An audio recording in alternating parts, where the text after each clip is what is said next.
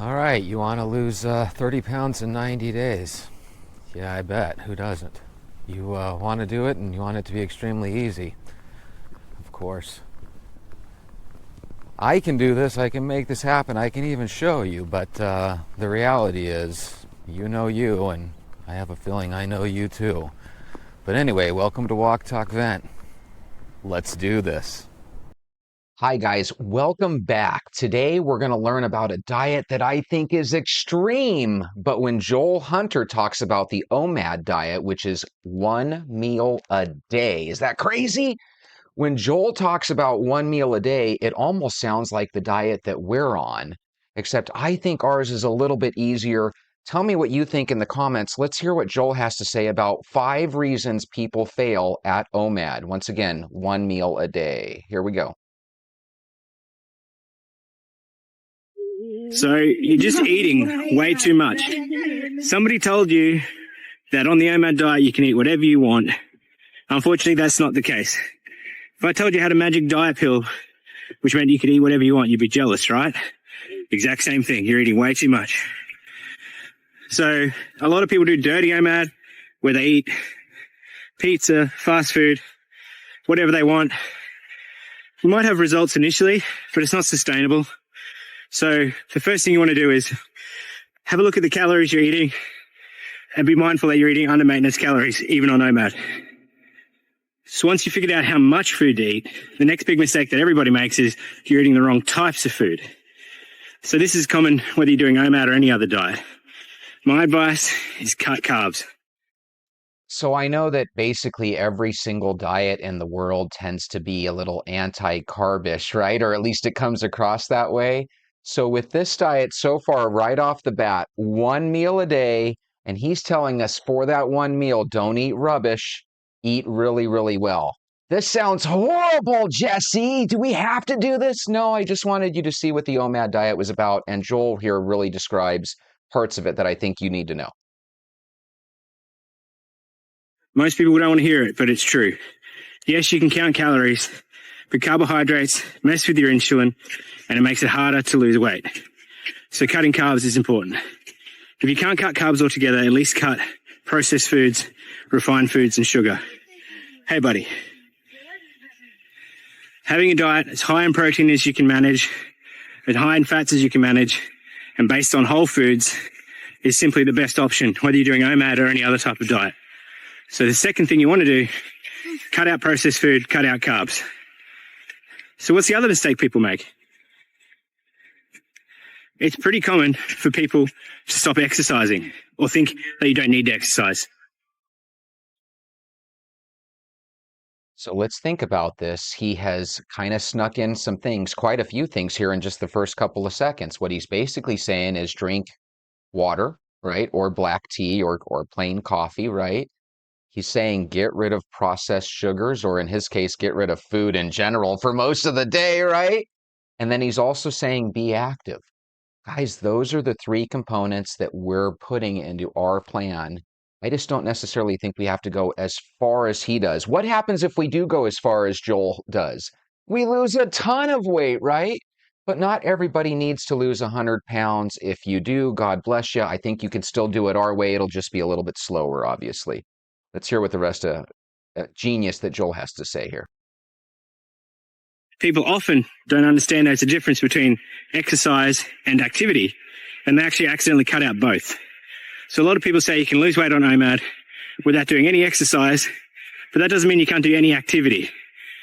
Activity is really basic. Just keep moving throughout the day. Aim for about 10,000 steps as a minimum. If you can't do that, aim for 5,000. I Googled 10,000 steps today. Guys, that's like 5 miles. I think if you get 3,000 steps in, it's about 3,000 more than what most people do. You have seen the videos of me walking. Nobody is walking. So if you want to go from 0 to 10,000 steps, that's wonderful. But if I'm Googling correct, it looks like that's 5 miles. Have you ever seen how far 5 miles is? Don't burn yourself out. Work your way up to that, okay? Don't make it all or nothing. Keep active.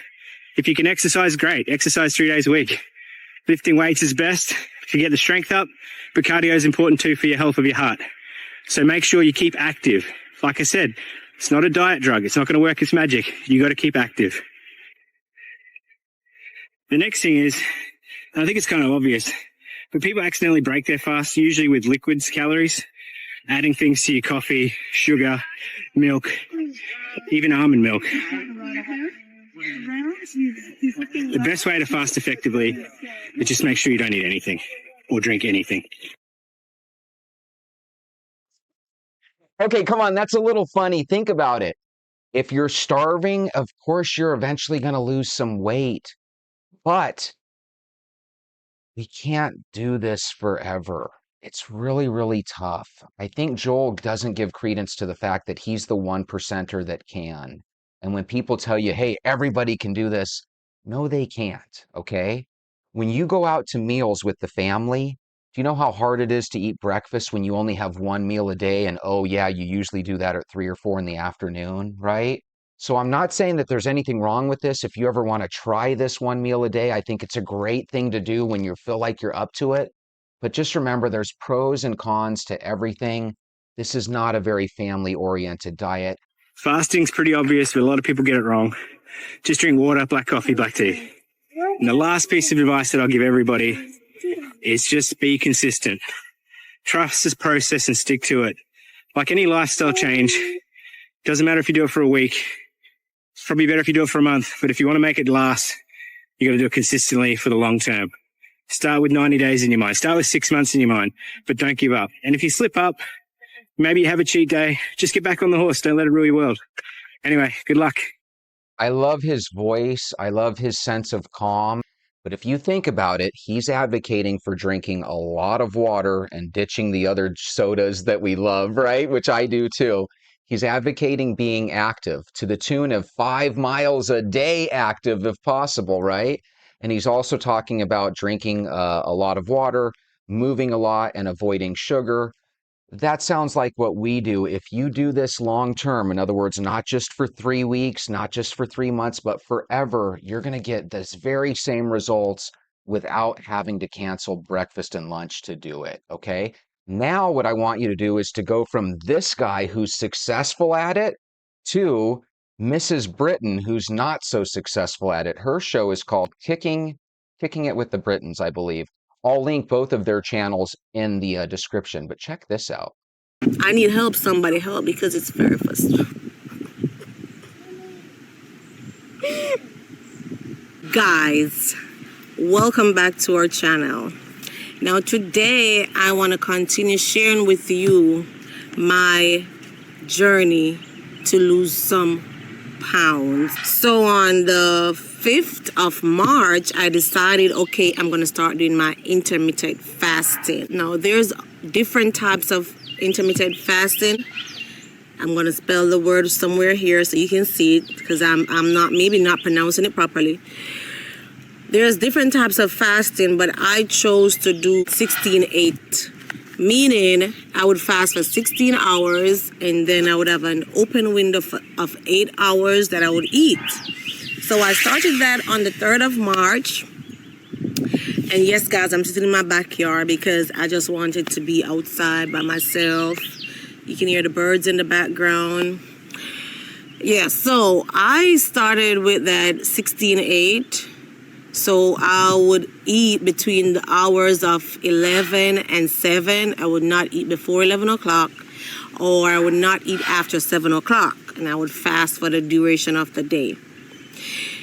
I found that I was doing that, and I did that for like 2 weeks, and I still did not see any results. I walked. I didn't do much exercise, but no, I didn't see anything. So I started to think maybe I need to step it up a notch. And there's definitely nothing with baby stepping it up many notches as time goes by. Did you guys see how happy she looked when she was walking? She had weights in her hands. I suggest that you don't take weights in your hands or anything that's going to make you feel like you might look goofy. If you have absolutely no trouble and your confidence is high with those weights in your hands, keep them.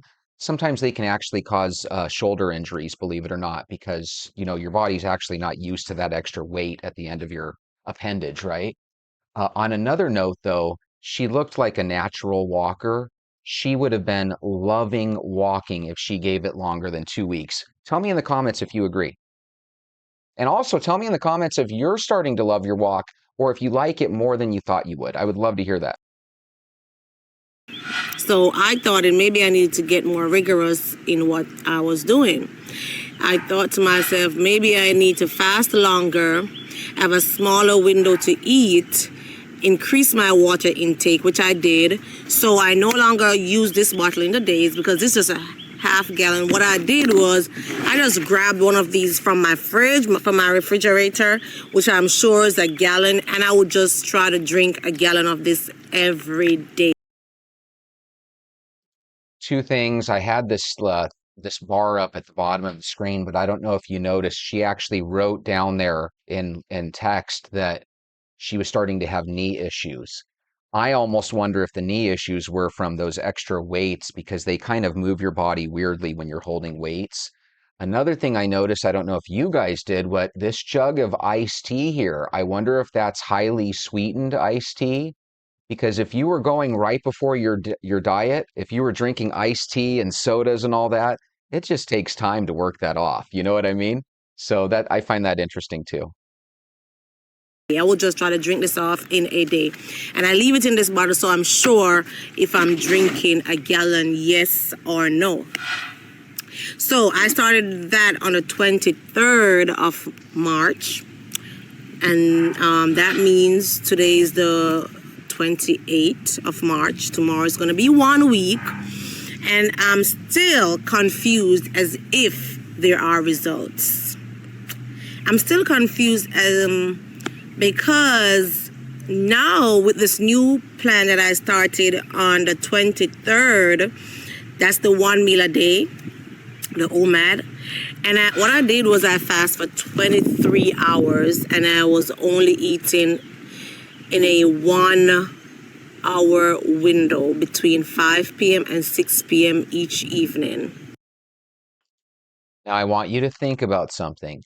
If you're eating between 5 and 6 p.m., and that's what OMAD is, and people work up and do it for a month or for 3 months or for 6 months, and I even I didn't speak, but I watched a video of a lady that had been doing it for the last 3 years. Guys, this is hardcore. I'm not saying it's not possible, but that's a pretty antisocial diet. Tell me if you agree that this is the most hardcore diet ever. I think it's crazy. And it's been really, really hard. Some days I do good on my water intake. Some days I don't. Meaning some days I would drink the entire gallon of water, and some days at midday I'm still nowhere close. Like right now it's almost 1 o'clock and this is all I've gotten to. So I don't know if I'm not motivated. I think I'm motivated, but the thing is, because I'm not seeing it on my scale, that's what is demotivating me. Because I keep going on the scale every day and I'm not seeing results. I mean, I've seen where people saying they're losing 5 to 6 pounds, and I started at 188. I'm going to insert this somewhere in the clip. I started at 188, and before I started my OMAD, when I was doing that 16.8, I would go on the scale and it would be 185. Then the next day it's 188. Then I go back and it's 183, and the next day I'm like, maybe my scale is broke or something. But then it steadied for 188, and that's why I changed and said, let's go to that 1 meal a day. But even now that I'm doing 1 meal a day, I'm still not seeing the results I think I should be seeing. Because for one, I'm just eating 1 meal per day. Well, mind you, I've been told my 1 meal is too much. So could that be an issue? I have right here, I think most of the days what I ate, and I'm going to share them with you, what I ate each day. If I can find a picture, I'll insert a picture here to show you the picture of it. But I know on the first day, that Monday, I started with some corned beef mixed with sausage and corn, and that was for my protein. and 3 dumplings. I don't know if you know what dumplings are, but it's flour mixed with water. We boil them. Then on Tuesday, I had 2 homemade burgers and 1 leg quarter and a half slice of a pork chop. I don't know if that's too much. On Wednesday, I had curry chicken and white rice. Hey, thumbs up if you like curry chicken. Does that look beautiful? I can already smell and taste it right now. And because I live in Arizona and everybody has rock yards, love the green belt or the green grass that's behind her. And I just love the trees. It looks absolutely gorgeous. If you think her yard looks gorgeous too, let me know in the comments. I would absolutely love to eat what this gal is eating on a weekly basis. Look how yummy this food looks. Wow. Not recall what I ate on Thursday, but then on Friday I had a homemade burger, a grilled tilapia, and I was like wanted to have some chips, so I had some Lay's. I did not eat the entire packet. The entire packet was like 240 calories, and I ate maybe quarter of the packet, so that would be like 60 calories. And then on Saturday, I had some fried rice. In the fried rice, there was eggs, pork chops, corn, and I had 1 more grilled tilapia fish and a cup of peanut porridge. So I'm thinking I'm eating 1 meal per day. I should be seeing results. What are your thoughts? People who have done this dieting before, please comment below. Let me know if I'm not doing something right. Let me know if I'm eating too much. Because when I look at some of the videos where they're doing their 1 meal a day, I see where people just eat salads. For that 1 hour, they eat only salad. But then some of the 1 meal a day, I see or I hear people saying you can eat whatever you want to eat. So I've been eating what I want to eat because I didn't want to like restrict myself from eating the things that I want to eat. So that 1 hour I eat what I wanted to eat. Is my 1 hour window. Are the meals too big? Yes. When I'm finished eating, I'm so uncomfortable. I feel so stuffed, so full. I don't know if because I'm so hungry during my fasting. When it's time to eat, I just want to eat. So maybe I need to control that. Maybe I need to control that and just eat small portions. Maybe that is, I don't know. I need help, somebody help, because it's very frustrating. I don't know if you saw what I put there on the screen. Add time. I could have also put add patience, give it a little bit more meals right in there. I think she was on the right pace, especially if she would have kept up with drinking water and walking. I think she was literally a couple weeks from seeing weight start to dissolve off of her body, right? Or to come off her body really quickly. I think these diets are just really, really challenging. Scale of 1 to 10, I would give that a 10. I have no problem if anybody wants to try those diets. I just feel like those are 1%er type diets, where 1 person out of 100 can pull it off. If you think you could pull that off because you've got willpower of steel, let me know in the comments. With that being said, why don't you grab your shoes? Let's go for a walk.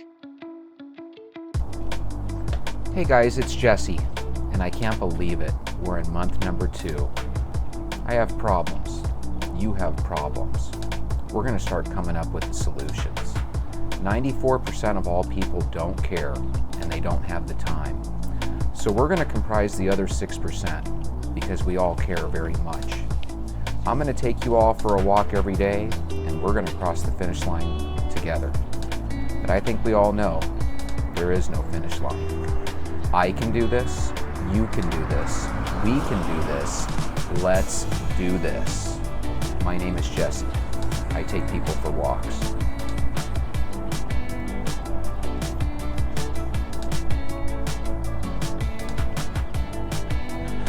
Hey everybody, happy Wednesday. I hope your hump day is going really, really good thus far. When I put a video out, it comes out at 7 in the morning, And some of my East Coast friends, it's already 10 a.m. when you get that video. So who knows, maybe I'll start releasing the video an hour or two earlier. But we'll talk about that some other time. The reason I wanted to speak with you guys today is because sometimes, instead of watching the news, I'm doing film editing at night, and apparently I missed a story that I'm surprised isn't getting more coverage. In Milwaukee, Wisconsin, and for you people that live in Wisconsin, you're probably all over this story. I thought this was incredible. Two young people go on a date. Maxwell Anderson, kind of a scruffy looking dude, and then 19-year-old Sade Robinson, real pretty girl.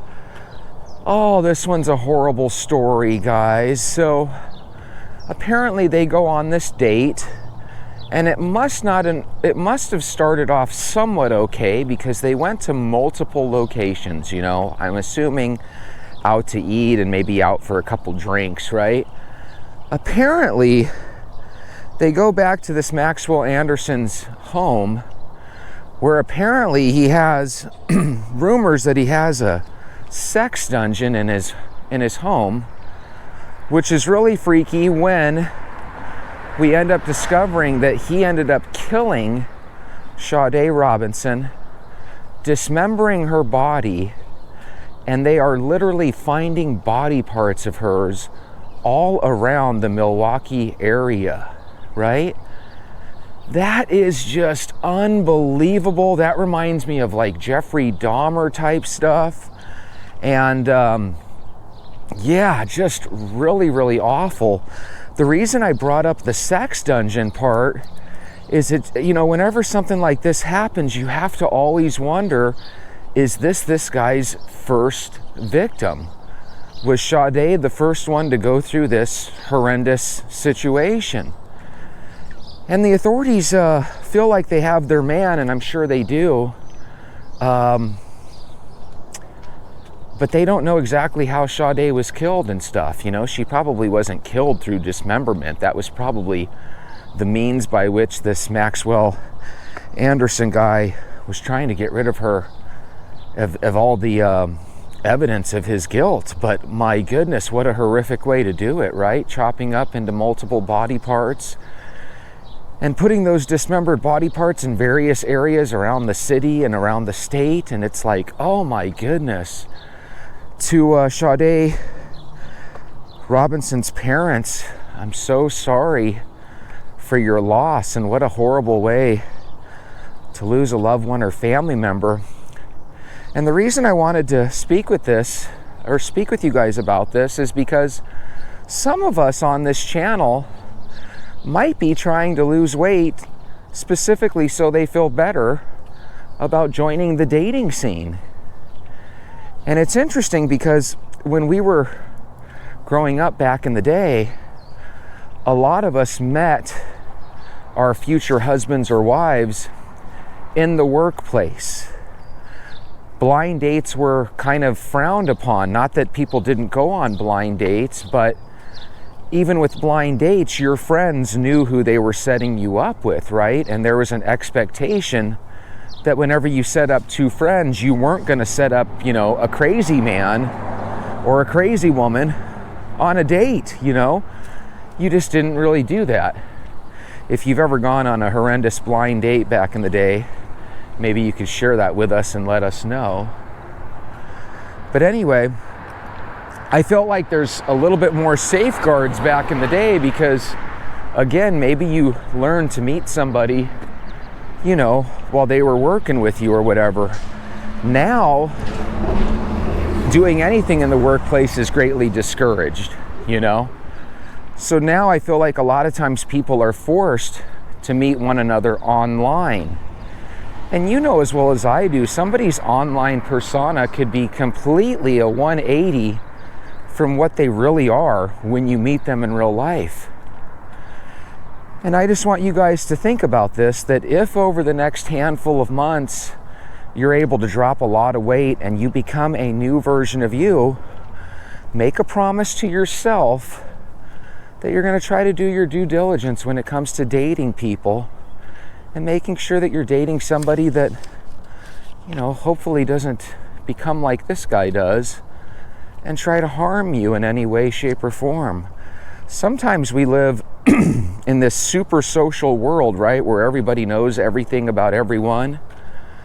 But the reality is, they only show you the good parts. You never see the dark, you know, evil parts of people. So just remember, and I'm sure you guys already do, because it's not like you guys are 15 years old, you know that there's bad guys out there.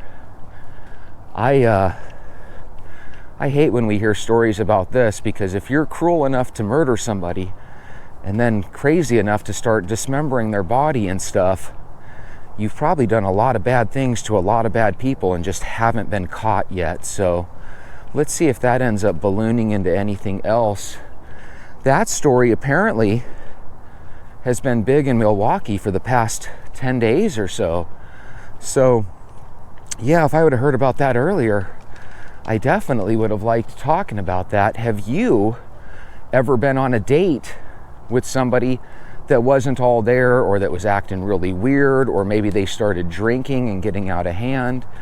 If you've ever had that scary situation, maybe you could share it in the comments. What's really sad about this is that Sade Robinson was only 19 years old. So even if you had some dating experience at that age, you know, I have to assume it's a limited experience. And they showed Sade's mom, and she was just in utter sadness. That's the thing that really gets me about people, that, you know, you take a life of somebody and it's like, okay, you took their life, they're out of, you know, pain, right? Because they're not experiencing pain once they're gone, right? But their family members that are left behind to go through that endless suffering. There is a crossroads up here where I live at 35th and Thunderbird, where a young girl, I think also 19 or 20, no, 19, because she got in a car accident here at the corner, apparently ran into a pole. Her car lights up on fire, right? The police and the media were kind of vague. Did she die from hitting the pole, or did she die from the subsequent fire? I don't really know, but either way, parents' nightmare, right? All because of people being in a rush, because I think she ran a red light. Don't know if it was her fault or anything. Sometimes people run a red light because they're stuck in an intersection, so I don't even know if she ran a red light in a way that it was her fault or not. But all I know is that her parents literally go up to this corner on the daily for the past month, and they relight candles. And there was a little note that they had up there the other day that basically was a note from mom and dad to their no longer alive daughter, right? And the note just basically said, "Mommy and Daddy love you forever, forever 19. And it's just the saddest thing when young people pass, because again, when you're 18, 19, 20, you might think that you think like an adult, but to every one of your family members, you're always going to be their little kid, their little child, right? Their little baby. And it's just really, really tough. If you're one of those folks that drives like a banshee, always in a rush, always tailgating people and bumper to bumper with people and honking and getting angry, try to take a chill pill, you know? How easier and safer would life be if people went on the premise of trying to be 15 minutes early to things rather than, you know, getting there right on time? Trying to be the first one to the red light, regardless of what state you live in, those are the things that cause accidents. And when we cause accidents, we might just be bumping into that person that was in a rush, that forgot to put their seatbelt on. And so now a simple fender bender could lead to major injury or death. And it's always the same story. Even when you're out and about driving, somebody makes a snap decision that they're gonna run a red light, and before you know it, everybody's in a slow down situation. Isn't that crazy that everybody ends up being late for work because somebody wanted to, run a red light? So, if we could just learn as human beings to change these little habits, you don't need to leave 5 minutes before work in a dangerous way to get to work. If you're already going to be late, just be late. If you're a boss and you have an employee that's late, but maybe they're 45 minutes to an hour away and they're only 5 or 10 minutes late, maybe don't make such a big deal out of it, okay? Now, if they come to work and they're always 45 minutes late, that's different. That's where they're not really trying to be on time. But man, there's so many accidents. If I was an employer, I would say, hey, if you ever find yourself late, call into work, let us know that you're running late, but don't rush, okay? If you get here 15 minutes late, maybe you could stay 15 minutes extra at the end of the day. There's just no excuse. Do you know how guilty you would feel if you made somebody like they had to rush to work and then they ended up getting in an accident? Now, I know there's people shaking their heads saying, don't be late to work, but that goes back to what I was saying. Be that 15-minute early person. Don't be that person that tries to arrive right on time, because you're setting yourself up for arriving late, All these little moves that we do, they come across as like, duh, Jesse, Captain Obvious, no big deal, right? But the reality is, it must not be a Captain Obvious moment if every day we have people perishing on our roads, It's funny because if somebody dies by a gun wound, we want to get rid of guns. But look at how many deaths occur every single day by vehicles on the road. You never hear anybody say, let's get rid of vehicles, right? Because we know in our heads and our hearts that, hey, vehicles are just a mainstay of society, and we can't really survive in our world without them, because people don't necessarily live in the same city that they work in anymore, right? The average person probably drives a half hour to work every day, if not longer. And in some cases, some people live 2 counties over and drive an hour or more every day to work. So every single day that you're driving to work, there's a chance that a fender bender could happen. Do you think you could take your time to put your seatbelt on? Do you think you can make a decision not to drink while you're driving? Do you think you can make a decision to put your cell phone away while you're driving and maybe focus on the task at hand, which is making sure you get from point A to point B safely and without hurting anybody else? There are some drivers that are so bad, they might be causing accidents behind them and never know about it. Have you ever been cut off from a driver and they're exiting the freeway and you're thinking, my goodness, if I would have gotten in an accident, that person's long gone? How do you prove something like that it's not your fault because some guy cut you off and he's off the freeway in a couple seconds and you're sitting there almost getting in an accident, So, if you guys can maybe start thinking about, does this describe me? Am I the person that's always getting to work 5 or 10 minutes late? Instead of rushing to work, just change that by leaving 15 or 20 minutes early. See, some of us hate our job. And when you hate your job, you start doing weird things like arriving late, almost hoping that you get fired. And, if that's the road that you're in, put your resume on Indeed and see if you can get something that you enjoy more, If you constantly hate driving to work, see if there's a way you could get a job where you work from home. I know that they're very difficult and challenging to find, but you owe it to yourself, because one day you're going to be in such a big rush that something bad happens. And even if nothing bad happens, can you really afford to have your car out of commission? Can you afford even a small fender bender where you got to come up with some money to fix this, that, and the other? because the average person nowadays is having less and less money in their savings to deal with such a thing. So remember, if you're going to date somebody, do your due diligence. Check on their Facebook page. Do they have friends? Do their friends look a little swirly? Because you are a byproduct of the people that you hang out with, right?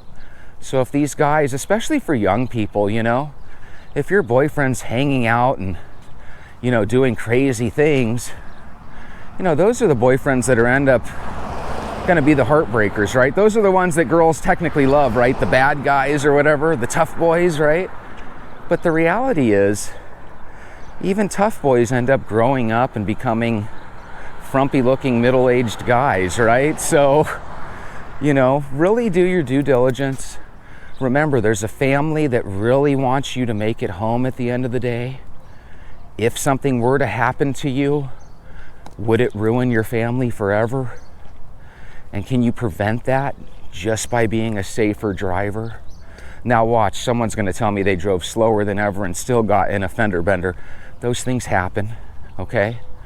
And the reality is, if somebody else is driving poorly, they might just run into you. Sometimes we are put into the cast of fate, where fate leads us down a certain street at a certain time and we get in an accident like it was meant to be, But again, what are things we could do in that situation? We could wear our seatbelt. We can make sure that we look both ways before entering intersections. We can lower our stereo down so that if we hear sirens or hear horns honking, we can actually be aware of them. Have you ever seen an emergency vehicle with its siren blaring and they're going down the street and there's one car that doesn't pull over to the side like you're supposed to? The reason that car didn't pull over is because they have their stereo blasting to the point where they can't even hear a siren. Sometimes in neighborhoods like mine, you'll have people that'll roll down their window with their stereo blasting, and this might even be one of you guys. And I don't know what the thought is behind that, because when your stereo is blasting to the point where it's got to be hurting your ears, right? So sometimes that extra volume is totally unnecessary. But sometimes I wonder, are you literally trying to litter the whole neighborhood with your noise? Do you really? I have this guy on a motorcycle. It's one of these giant, looks like a Mercedes of motorcycles, real fat, giant motorcycle. I think they're called Gold Wings or something. Just really, it doesn't even look like a motorcycle. It looks like a mini vehicle, right? And this guy will play love songs blaring loud at 5 and 6 in the morning. And one time he parked right next to my house because I guess he had to pull something out of his pockets, and literally parked next to my house for like a solid minute blaring love songs. Now everybody loves love songs, right? But usually you like listening to them on a soft moment, right? Played softly, right? So you can enjoy the words. You usually don't like hearing it at 5 in the morning blaring from one of your neighbor's vehicles. And so that leads me to my next point. Are there certain things that we do that are kind of rude and inconsiderate of others? And if we've been just ignoring them because I don't care what people think of me. It's cool if you don't care what people think of you when you're wearing a purple shirt with a black, with something that doesn't match. Who cares about stuff like that? But don't go out of your way to make your neighbors miserable. Some people have that dog that barks at 3 and 4 in the morning. You might be able to sleep right through your dog barking nonstop, right? But have you ever thought about your poor neighbor? Your neighbor might be the type of guy that just doesn't complain, doesn't want to come over and knock on your door to ask you to, keep your dog quiet.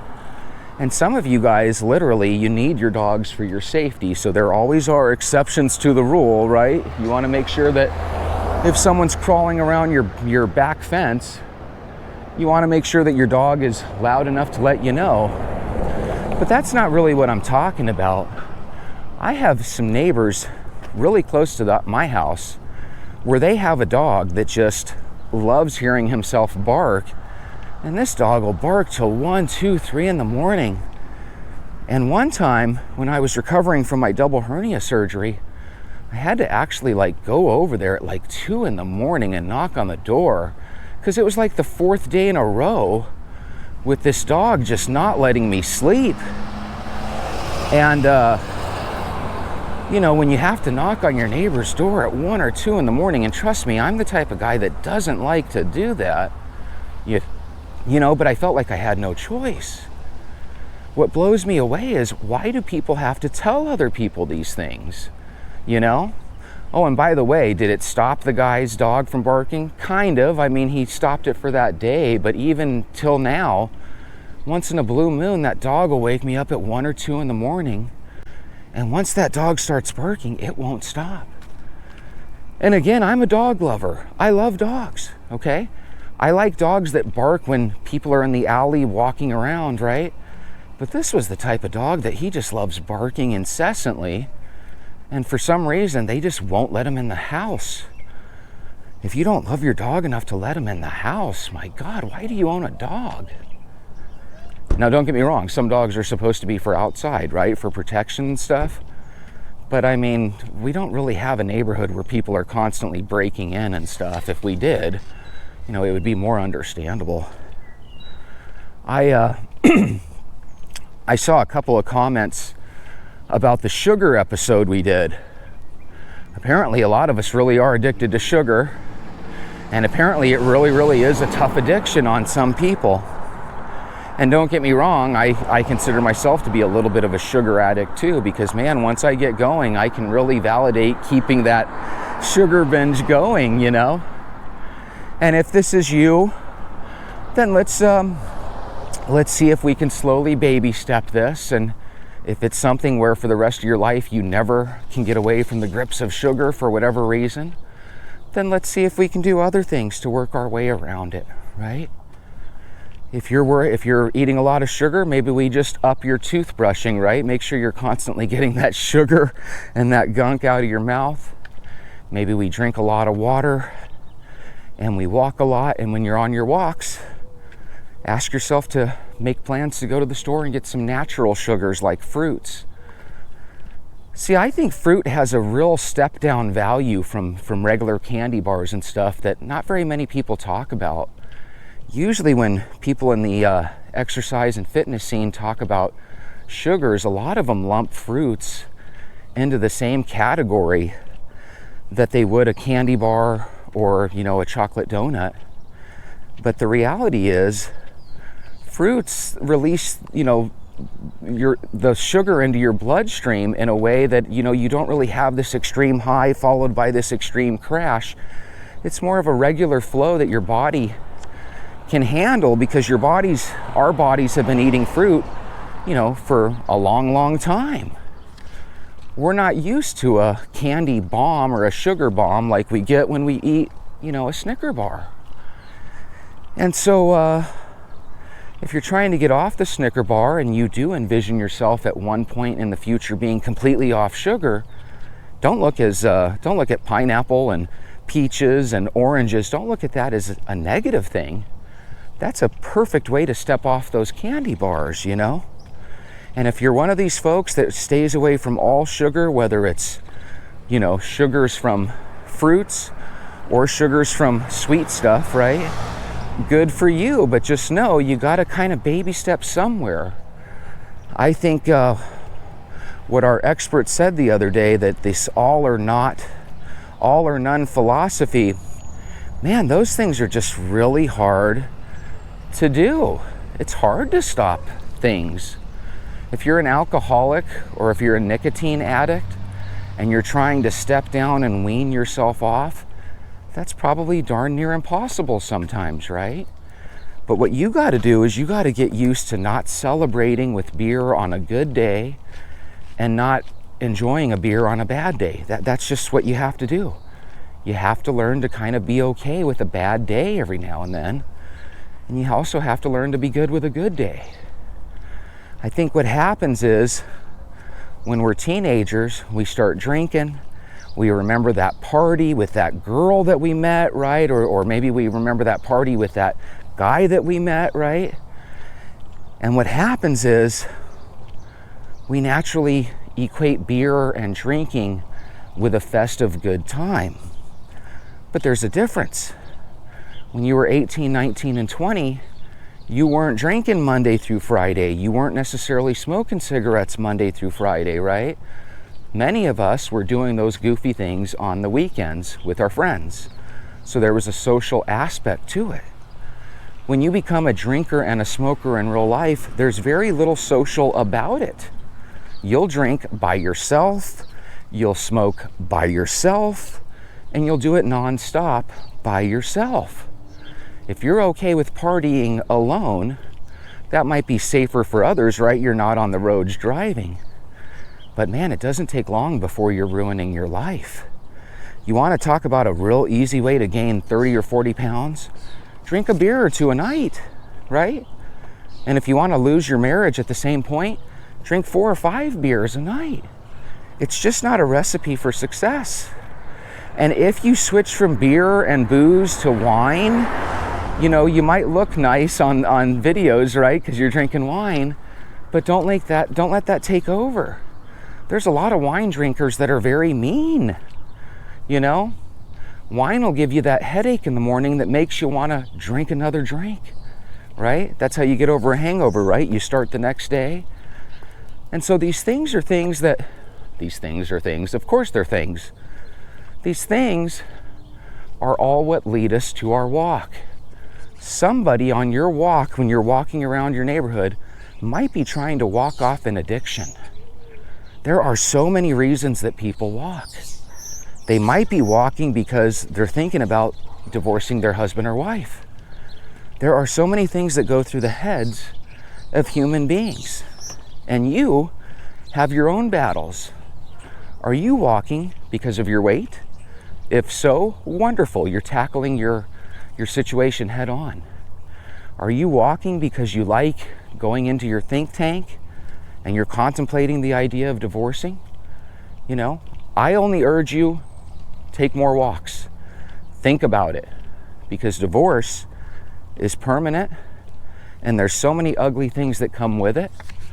And if you want a divorce because maybe you feel like your feelings aren't being taken into consideration, sometimes we're so concerned about our feelings that we forget about other people's feelings, right? Oh, John doesn't treat me well. Oh my God, he makes me feel like I'm less than human. Well, I know this sounds crazy, but when John makes you feel poorly, are you fighting back and telling him things that might make him feel less than human too? Because there's usually a give and take. That's usually not where somebody's an absolute angel and somebody's an absolute devil. It's usually somewhere in the middle, you know? Have you thought about what would happen if you guys do separate, you know? Sometimes it's easy to separate if you already have somebody in the wings, but did you ever think that somebody in the wings is probably the reason that you're separating in the first place? You know? A lot of times marriages and relationships are going perfect until that other person pops up. And then all of a sudden there's problems in the relationship. By the way, I haven't really had situations where I've had breakups and stuff because there was a third person involved, right? It's usually not like that at all for a lot of people, but we know that there are people like that, right? Where the only reason they want a divorce is because they got hit on by somebody and they think that somebody lives a life that's better than their current one and they think the grass is greener. But one thing we find out in life, there's a reason why somebody's single, right? So when you meet them and they come across as perfect, just know that they probably come across as perfect to everybody except their ex, right? Nobody's perfect. Everybody has some weeds in their garden. What we're doing when we go on our walk is we're finding a way to pull the weeds out of our garden so we can see things a little bit more clearly. And with that, my morning walk is done. But here's a question for you. Is yours done? Take an extra lap. I'll see you later.